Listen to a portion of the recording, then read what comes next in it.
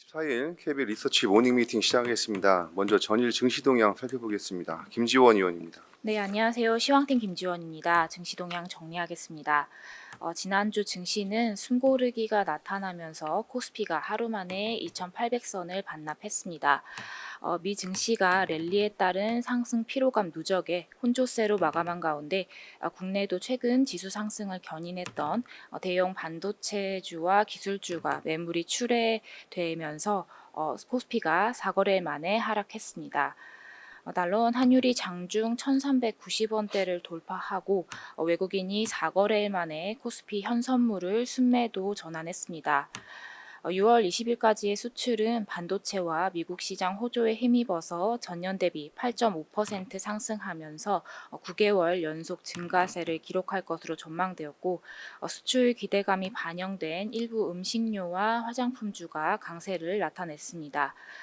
주간으로는 미 소매 판매 둔화에 따른 금리 인하 기대감이 유지된 가운데 대형주, 쏠림에 따른 지수 차별화가 진행되면서 주간으로 코스피는 0.94% 상승한 반면 코스닥은 1%대 하락하면서 마감했습니다.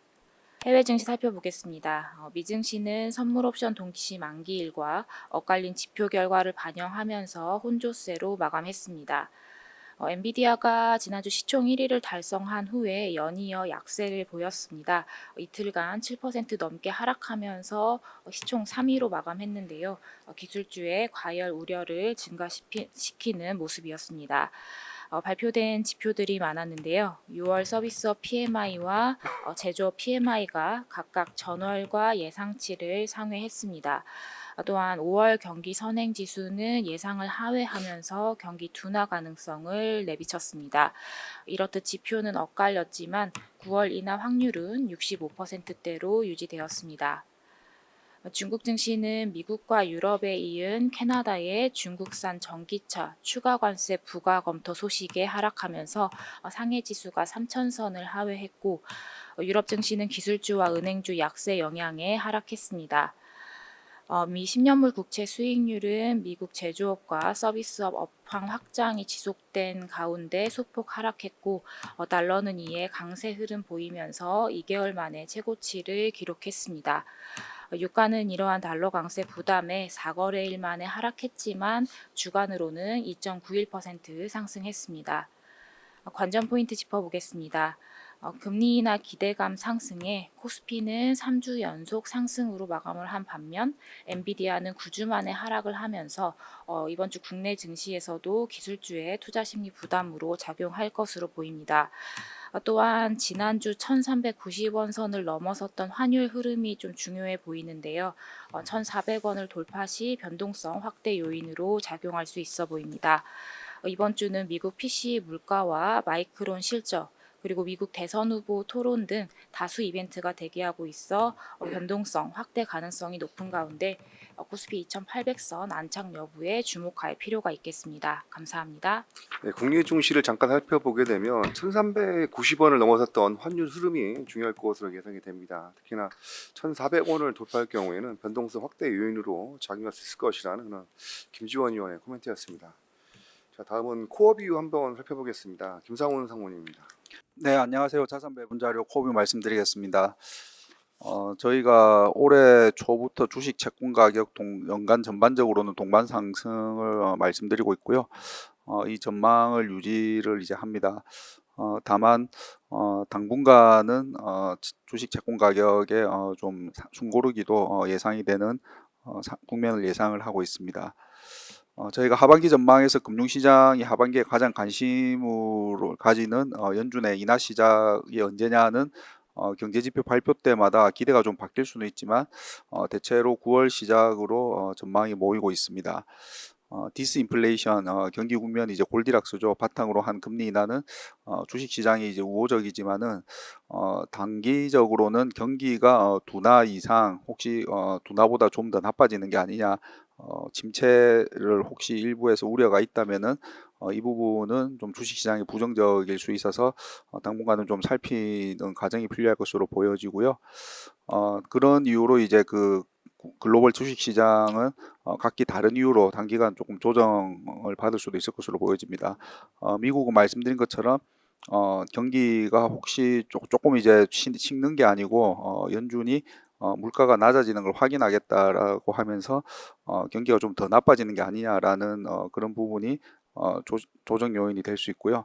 유로존은 이제 프랑스 정치 불확실성, 그리고 일본은 이제 엔화 약세와 통화 정책 불확실성이 좀 조정 요인이 될 수 있을 것 같습니다.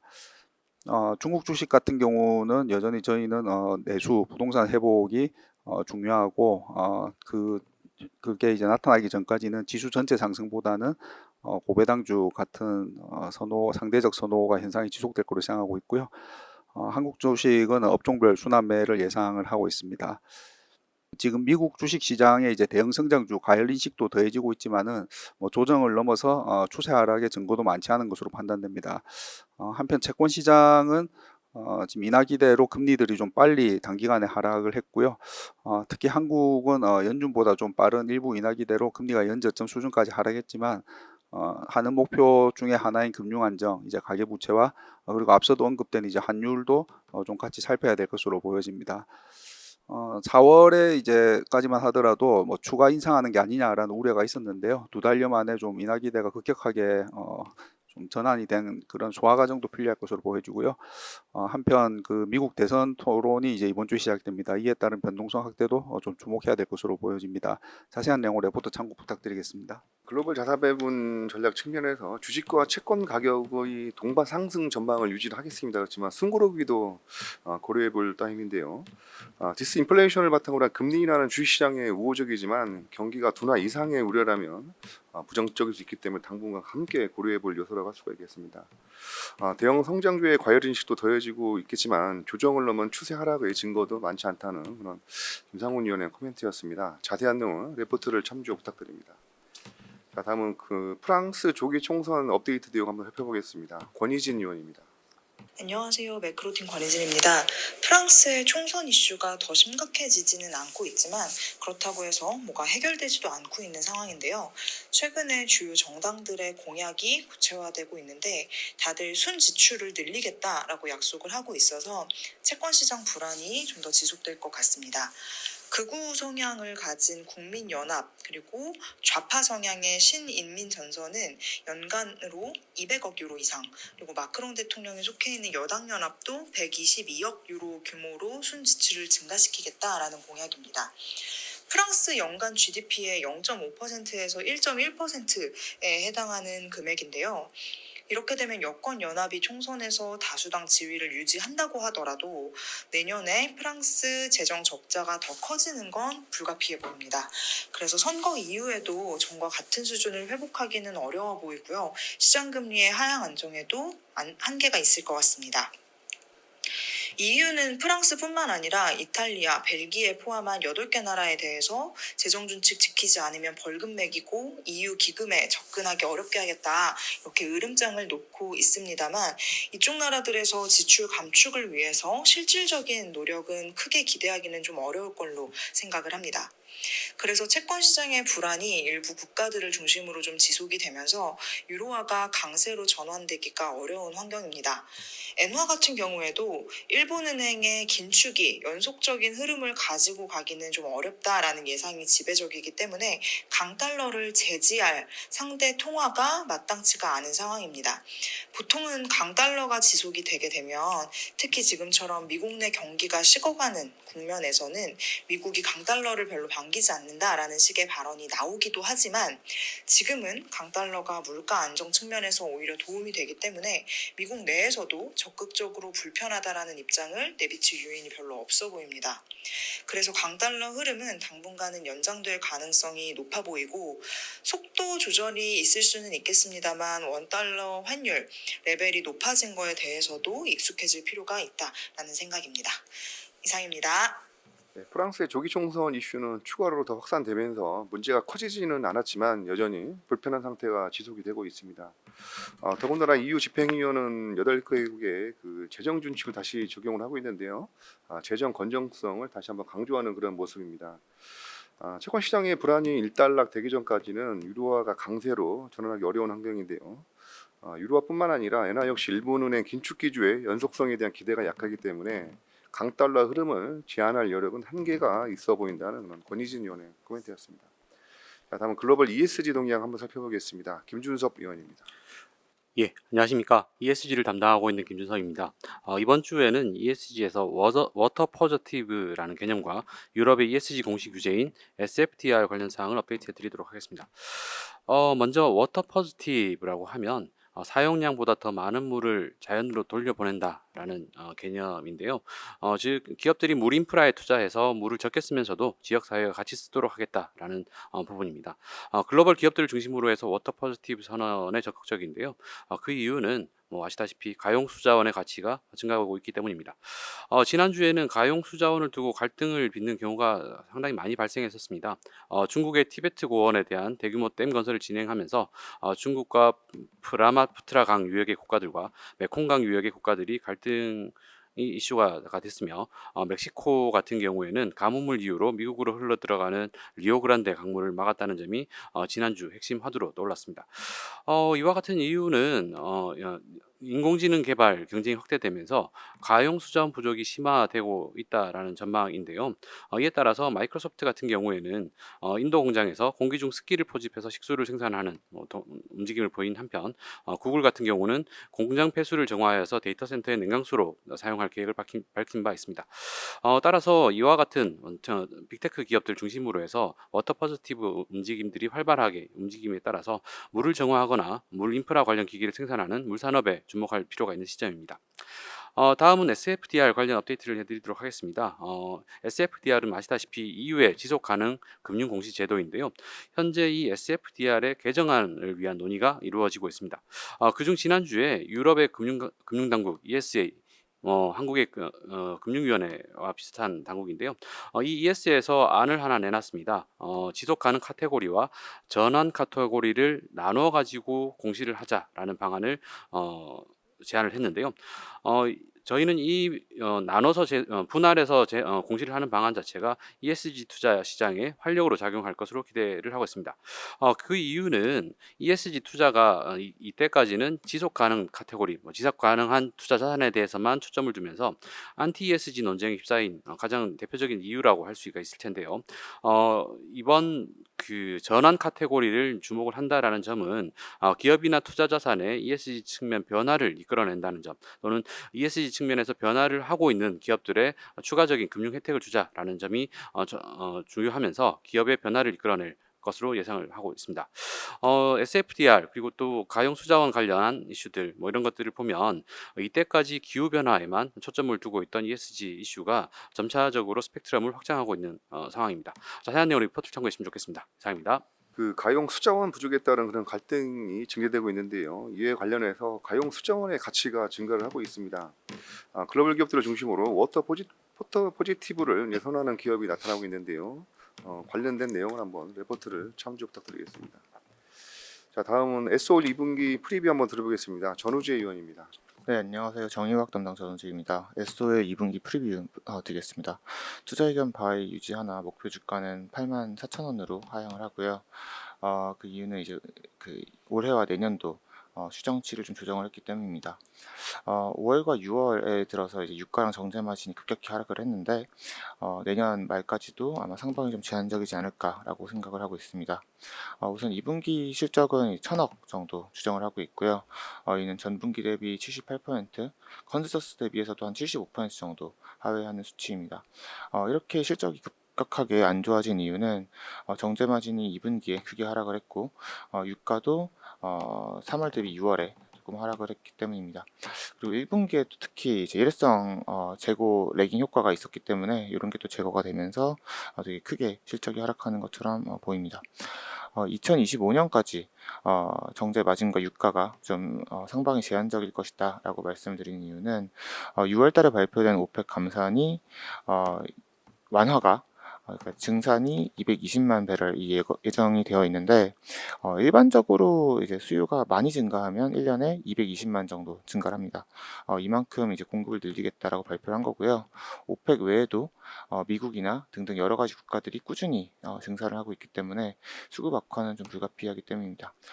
정제 마진 같은 경우에도 2018년 이후로 NCC 업체들이 납사를 사용하지 않고 LPG 가스를 원재료로 플라스틱을 만드는 트렌드입니다. 이런 게 최근에 가스 가격이 하락을 하면서 조금 더 움직임이 강해졌기 때문에 납사에 대한 소비량 자체가 좀 구조적으로 감소하는 것도 좀 아쉬운 부분입니다.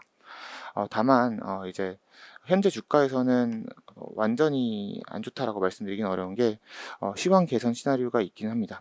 이게 어떤 게 있냐면 작년 여름에 무더위로 설비가 이제 폭발할 수도 있기 때문에 글로벌 정유사들이 약 150만 배럴 정도 가동을 조정한 경험이 있습니다. 근데 올해 같은 경우에는 역사상 가장 더운 여름이 예보된 만큼 여름에 공급 차질이 조금 발생할 수 있을 것이다 라고 좀 보고 있습니다. 또한 올해 미국에서 허리케인 시즌이 평소 대비 강할 것으로 좀 예고가 되고 있는데, 허리케인이 텍사스 지역에 불게 될 경우에는 시추와 정유 제품 생산도 차질이 발생하는 경우가 있기 때문에 이런 두 가지 개선 시나리오를 보면서 바이앤홀드 할 수 있을 것 같습니다. 이상입니다. S-오일의 목표 주가를 88,000원에서 84,000원으로 소폭 하향 조정하겠습니다. 5월과 6월에 유가와 정제 마진이 급격히 하락을 했는데요. 2025년까지는 상방이 제한적일 것으로 전망이 됩니다. 아울러서 2분기 영업이익은 약 1,005억 원으로 컨센서스 약 4,335억 원을 크게 하할 것이라는 그런 정윤우재 의원의 코멘트였습니다. 자, 다음은 유틸리티 한번 살펴보겠습니다. 정혜정 의원입니다. 네, 안녕하세요. 유틸리티 담당 정혜정입니다. 금요일 날 발표된 한국전력의 3분기 전기요금 관련해서 코멘트 드리겠습니다. 22일 이제 산업부는 2024년 3분기 전기요금에 대해서 분기마다 조정하는 연료비 조정 단가를 킬로와트당 5원으로 유지하기로 결정했습니다. 이렇게 유지하는 것은 조정 단가 인하 요인이 발생했음에도 지금 5kW당 5원인 최대치를 유지를 한 것은 23년 4분기 이후로 4분기째라고 볼 수 있겠고요. 정부는 이러한 결정을 내린 것에 대해서 한전의 재무 상황과 과거 연료비 조정 요금 미조정액이 상당한 점을 고려해서 조정 단가를 동결하기로 결정했다라고 얘기를 했습니다. 크게 낮아진 연료비 단가를 고려할 때 현재 전기요금 레벨이 계속 동결된 상태로 유지가 되더라도 한국전력은 흑자 전환을 무난히 달성할 수 있을 것으로 전망하고 있습니다. 다만 이제 1분기 실적에서 봤던 것처럼 태기연료 처리 단가 상승에 따른 원전 발전 단가 상승, 그리고 석탄 가격의 하향 안전화에 따른 전년 동기 대비 하락폭 축소, 유가 상승에 따른 LNG 발전 단가 상승 가능성은 향후 예상 대비 마진이 축소될 요인으로 좀 작용할 수 있을 것으로 보고 있습니다.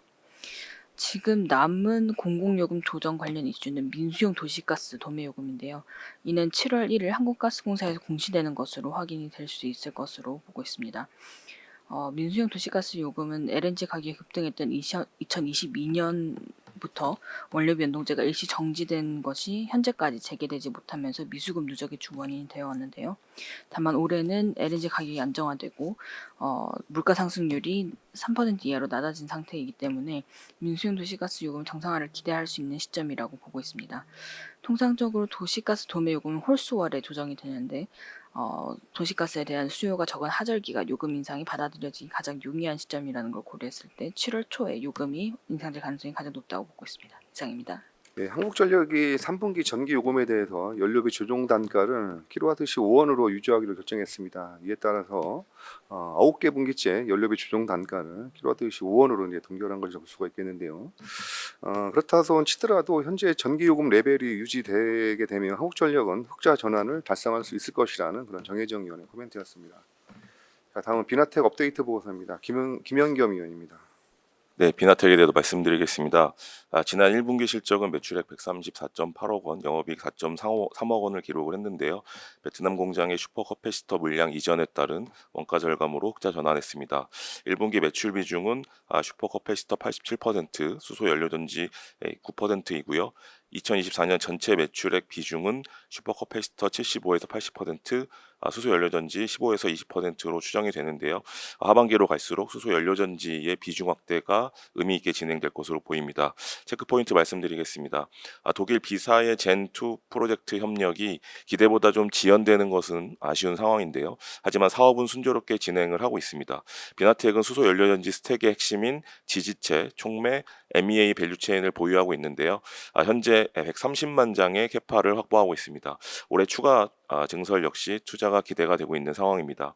두 번째로 최근 주요 슈퍼 커패시터 프로젝트가 구체화되고 있습니다. 먼저 한전과 실증 진행을 작년 말에 마친 1메가와트 고용량 ESS가 있고요. 그다음에 모빌리티 솔루션, 동탄 트램 전력 공급 방식 선정이 됐기 때문에 동탄 트램에도 이제 들어갈 예정이고요.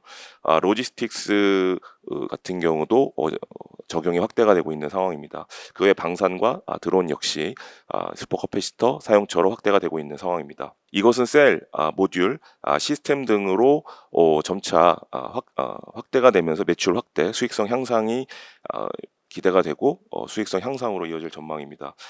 AI 센터 확대에 따른 확대의 큰 걸림돌로 전력 부족이 부각이 되고 있습니다. 현재 원자력, SMR, 핵융합, LNG 등 다양한 친환경 에너지를 활용하려고 하는 노력이 이루어지고 있지만 수소 역시 중요한 에너지로 부각이 되고 있습니다. 최근 일본과 EU의 2040년 수소 공동 합의, 정부의 수소 경제 산업벨트 조성 사업 지원, 국내 주요 기업들의 수소 밸류 체인을 키우려는 그런 수소 확대 방안이 연이어 나오고 있습니다. 비나텍은 초고내구성 촉매 제조 기술을 통한 백금 사용량을 75% 절감시키는 기술을 가지고 있습니다. 그러면서 가격 경쟁력을 확보하고 있기 때문에 수소 산업 확대 시 주목해야 될 기업입니다. 리스크 요인으로는 캐펙스 확대를 위한 유상증자, 전환사채 발행 등 재무적 이벤트 가능성이 존재합니다. 이상입니다. 네, 비나텍 체크 포인트는 크게 세 가지입니다. 첫 번째로 독일 비사의 프로젝트가 순조롭게 진행 중에 있습니다. 그리고 두 번째는 듀오 캐파시터의 프로젝트가 구체화되고 있고, 세 번째는 전력 부족에 따른 다양한 에너지 원중 수소 산업이 떠오르고 있기 때문에 비나텍의 모멘텀으로 작용할 수 있을 것이라는 김현겸 의원의 코멘트였습니다. 네, 다음은 UI 패스 한번 살펴보겠습니다. 김세환 의원입니다. 안녕하세요. 미국 주식 종목 담당 김세환입니다. RPA 소프트웨어 솔루션에서 유명한 UiPath가 이번에 실적 발표를 하고 주가가 큰 폭으로 하락을 했는데요. 일단 저희는 지금과 같은 금리 환경에서는 이런 약간 중소형에 가까운 기업들의 장기적인 성장이 나타나긴 조금 어려운 상황이라고 저희는 판단을 하고 있습니다. 먼저 일단 실적 부분에 있어서 살펴보면 실적 발표 이후 주가는 한 34% 하루 만에 하락을 했습니다. CEO 교체가 가장 큰 원인이었는데요. 새로운 CEO 데니얼 다엔지는 일단 어려운 거시경제 환경으로 이런 중견 고객의 수요가 둔화되고 있으나 테스트 자동화 제품의 성장이 나타나고 있고 생성형 AI와 자동화의 결합 시너지가 높게 나타날 것이라고 언급은 했습니다. UiPath는 연간 매출 목표를 이전 전망치보다 하향 조정을 좀 했는데요. 이는 디지털화 수요 부진이 일부 좀 반영된 결과입니다. 주가적인 부분을 살펴보면 최근 주가 하락으로 일단 P 멀티플은 IT 섹터와 비슷한 수준으로 UiPath는 낮아졌습니다. 하지만 ROE가 지금 10.2%로 하락세가 전환되고 있고 장기이익 성장성, 향후 한 3년치 EPS 연평균 복합 성장률이 연평균 마이너스 1.3% 정도의 역성장이 지금 현재 나타날 것이라고 저희는 판단을 하고 있기 때문에 운용 비중을 일부 축소할 것을 저희는 권고를 드립니다. 다만 긍정적인 요인을 조금 살펴보면 금리 인하가 한 차례라도 나타날 경우에는 기업들의 자본이 디지털화에 사용될 가능성이 높다고 저희는 판단을 하고 있고요. 두 번째는 중소형주의 경우에는 자금 조달 비용 감소, 미래 이익의 현재 가치 상승 등으로 주가 상승세가 이어질 수 있다라고 저희는 판단을 합니다. 실적 부분을 간단하게 살펴보면 매출은 전년 동기 대비 15.7%, EPS는 18% 정도 증가를 했고요. 연간 반복 매출 같은 경우는 20% 증가를 했습니다. UiPath는 11,000개의 고객사를 현재 보유 중이고 100만 달러 이상 매출 고객은 288개사, 그리고 10만 달러 이상 매출 고객은 2,000개사 이상을 현재 분기 기준으로 가지고 있습니다. 이번 분기에서 조금 눈여겨볼 만한 점은 5월 28일 날 발표를 했지만 마이크로소프트와 파트너십을 확대를 했습니다. 양사의 고객은 코파일럿과 마이크로소프트 거죠. UiPath의 RPA를 이용할 수 있게 됐고 마이크로소프트는 이 RPA를 통해서 365 코파일럿과 팀즈를 현재 강화할 계획이라고 발표를 했습니다. 자세한 내용 리포트를 참조해 주시기 바랍니다. 네, UiPath가 예상을 상회하는 실적에도 불구하고 CEO 교체 소식으로 주가는 약 34% 정도 하락을 했습니다. 새로운 CEO가 어려운 거시경제 환경형 영향으로 중견 고객의 수요가 둔화되고 있다라고 전망한 점이 영향으로 작용했다는 그런 내용이었습니다. 자세한 내용은 레포트를 참조 부탁드리겠습니다. 자, 오늘 마지막 순서입니다. 그 주식 시황 관련 한번 내용 살펴보겠습니다. 하인한 위원입니다. 안녕하십니까. KB증권 시황 담당 하인환입니다.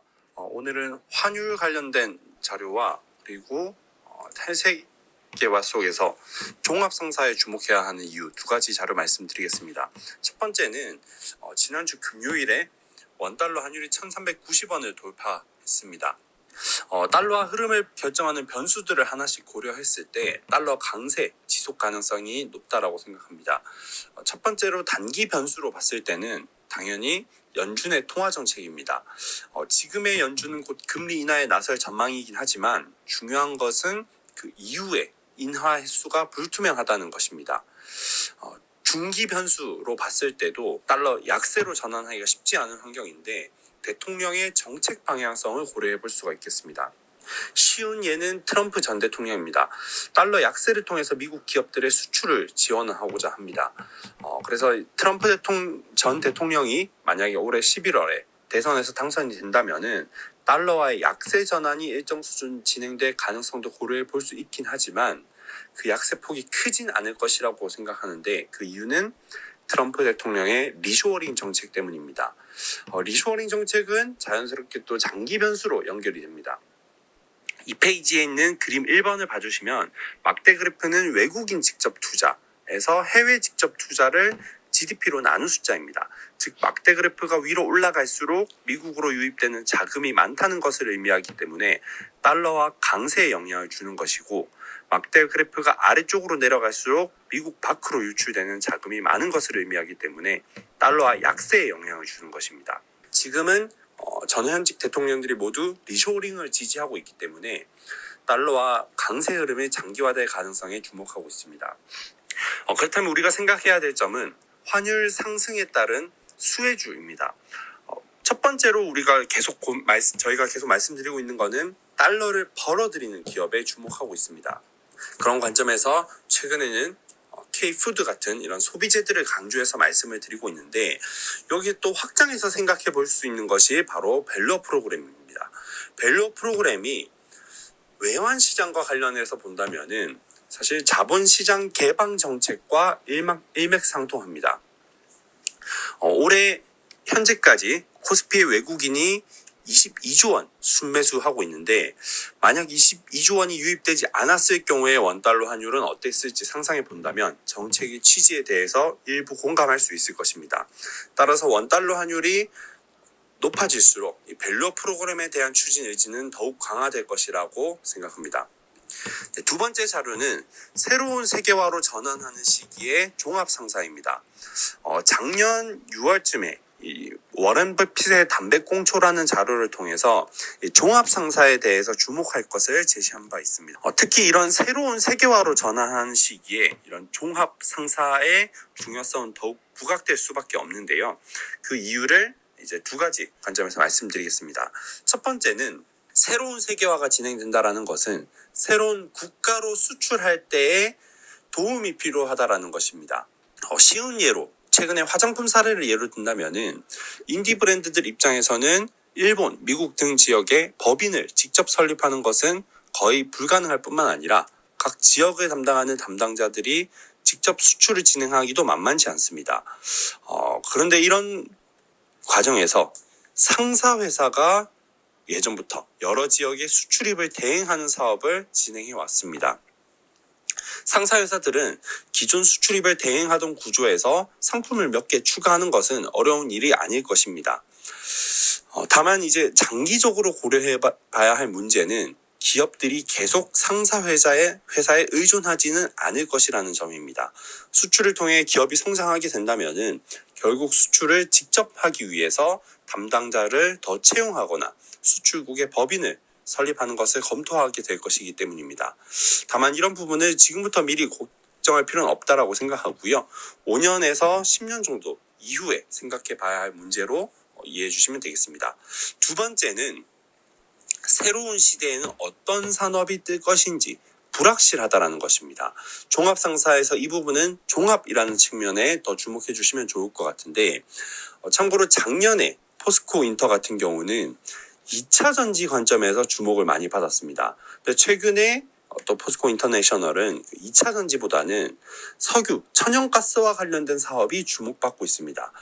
이런 새로운 세계화 시대에는 산업의 흐름이 굉장히 빠르게 변화하기 때문에 특정 산업에 대한 확신이 있는 것이 아니라면 이런 종합 상사를 통해서 대응하시는 것도 좋다고 생각합니다. 최근에 포스코 인터내셔널 같은 경우는 단기적인 주가 변동은 고려해야 되겠지만 이와 무관하게 중장기 관점에서는 레벨을 점차 높여가는 계기가 될 것이다 라고 말씀드립니다. 이상입니다.